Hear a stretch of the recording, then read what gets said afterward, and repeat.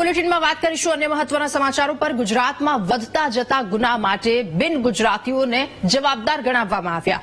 ભાજપના નેતાએ બિન ગુજરાતીઓને જવાબદાર ગણાવ્યા। જ્યાં પરપ્રાંતિયો વધારે છે ત્યાં ગુનાખોરી વધારે હોવાનું ધારાસભ્યનું નિવેદન। ભાજપના 4 ધારાસભ્યએ વધતા ગુના માટે બિન ગુજરાતીઓને જવાબદાર ગણાવ્યા। અમદાવાદ સહિત શહેરના અનેક ગુનાખોરીના પ્રમાણમાં વધારો થયો છે।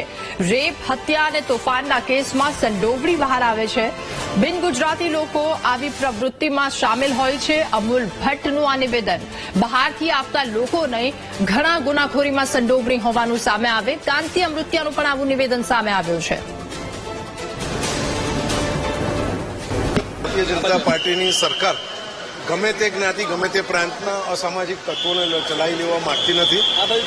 પૂર્વના વિસ્તારમાં ક્યારેક પરપ્રાંતીય હિન્દી ભાષી લોકો આવા કાર્યમાં ઇન્વોલ્વ હોય એવું લાગી રહ્યું છે।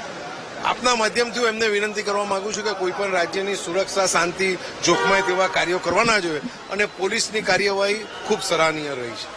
માનો કે હું મોરબીમાં લગભગ 3000 ઉદ્યોગ છે, બહારના પરપ્રાંતિય લગભગ 3 લાખ માણસો કામ કરે।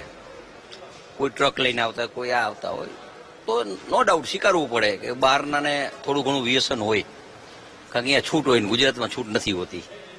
એટલે ખટારા લઈને આવતા હોય, કાંઈ આવતા હોય, કાંઈ એવું હોય તો ક્યાંક કાંઈક નાની મોટી રણઝર હોય, પણ એનો સામલો કરવો હોય તો અમારું જે પોલીસ ડિપાર્ટમેન્ટ છે અને અમારા જેવા સક્રિય હોય તો એનો સામલો થઈ શકે, એ 100% મને ખાતરી છે।